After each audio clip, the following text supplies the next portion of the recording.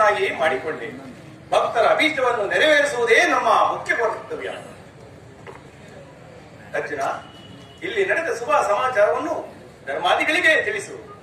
ಆಗಲಿ ಪರಮಾತ್ಮ.